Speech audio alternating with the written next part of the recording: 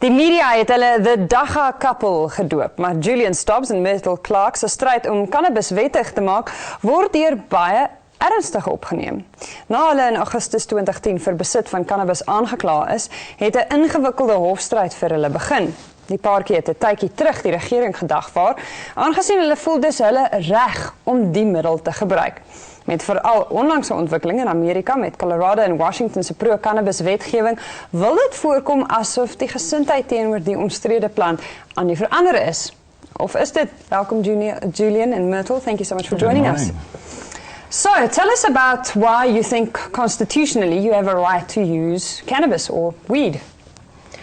Well, the main misconceptions about the plant are rooted in the law itself. The 1992 Drugs and Drug Trafficking Act states that Dagga is a dangerous dependence-producing substance with no medicinal application whatsoever. And that is why we are suing 7 government departments, because that statement is completely wrong. We are testimony, the two of us, we are testimony to the fact that it does not harm us. In fact, it enriches our lives. And over the last 3 years, we have also learned that it has incredible therapeutic qualities, particularly for a lot of very serious diseases. And it also has lots of industrial applications, everything from food to fuel and fiber. Okay, so you guys had a raid on your home in 2010, Julian. You've had a lot of legal battles since. Just maybe give us a broad overview of what you've been through. Well, very quickly, it took us a long time to decide what to do, because this is not an easy undertaking. It's changed our lives completely. The police were very heavy-handed with us, and we decided to take it to the highest court in the land, because if you think about it, whatever you think about Dagga or not, it is your constitutional right to put whatever you want in your body. How can that be controlled by anybody else? Whether it's good for you or bad for you. So that's why we're doing it, because my body is my sovereign territory, and I am sick to death of governments telling me what I can and cannot do with it. And that is the crux of our human rights challenge. And we have set a precedent in South African law. We are now in the High Court in Pretoria, and we will see you one day on the steps of the Constitutional Court in South Africa. So you're feeling very positive about the outcome of your case? We have to all the time. We take a beating. It's a very emotive subject. Some days we're invincible, and other days we just don't go out. And what is the main negative responses you get, and how do you answer to people's the most frequent questions? The main misconception is that Dagga is a drug. Okay, now it could be described as a drug in terms of its therapeutic qualities, in terms of its health benefits, because other pharmaceutical substances are called drugs. But on the other hand, it's actually a plant. It's a natural substance, and how can you legislate against a plant? So that's the main misconception. And as the police said when they were in our home, drugs is drugs, and it gets lumped together with all of the other extremely harmful drugs out there on the street. And we find it very difficult to even find statistics for Dagga, because drugs is drugs, and it gets put together with heroin and tick and that type of thing. You mentioned harmful, and that's obviously a word that to many different people mean many different things. How does the harmful potential of something like cannabis compare to that of cigarettes or alcohol? Oh, don't go there. I mean, 40,000 people died in 2011 due to tobacco inhalation, but it's legal and it's regulated. And the plant that I choose to use in the evenings to relax with has never killed anybody in the 5,000 years of human use.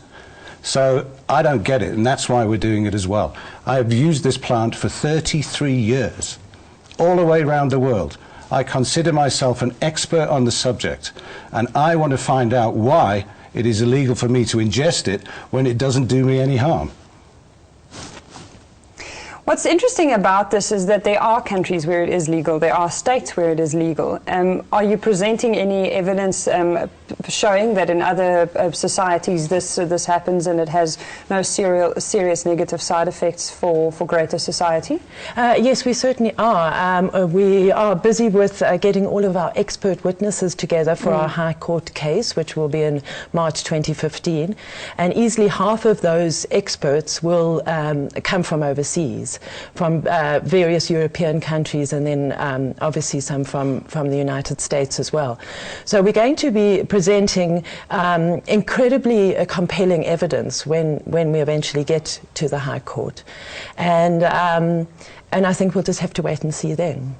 What's interesting is that your petition is growing quite a bit. Tell us about how do you fund a big undertaking like this, and how many people are supporting you so far?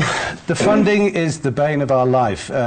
Throughout history, big civil actions like this fail because of a lack of funding. It is costing us in and around 300,000 rand a year at the moment to do this, and we've had to give up our day jobs because this is a full-time operation. So show us the money. If we had the money, I think it's a foregone conclusion. But every day we battle, and every day we go out there looking for more money, for more donors. So you maintain the main obstacle is not the money, well, is not people's perceptions and the No, negative perceptions reactions. are changing dramatically, even in a reasonably conservative country like South Africa. The tide is turning. And when we show people publications of the state of society in a place like Portugal that decriminalised all drugs 10 years ago, all addiction rates are down at least 50%, because we firmly believe that if you take away this forbidden fruit syndrome, people will stop using cannabis. Really, really. And in half a generation it will normalise anyway. Most of the people that do cannabis, dagga, in high school are doing it just to get on their parents' nerves mostly. Tell us about the NGO you launched. Yes, I'd just like to come back to what you mentioned about the petition. We now have just close on 13,000 signatures on our petition, and these are certified with South African ID numbers so that we can use this petition once we are out of the courts and we go to Parliament, because that's where they actually change the law. Oh.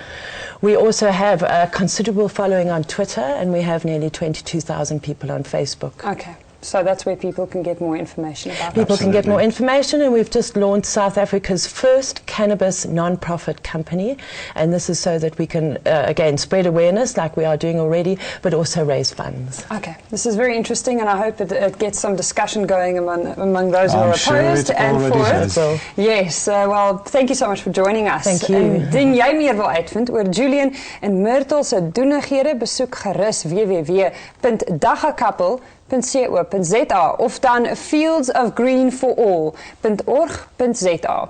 Laat ons gerus ook op Facebook weet hoe jy voel oor die wettiging van Dagga, of dan nie.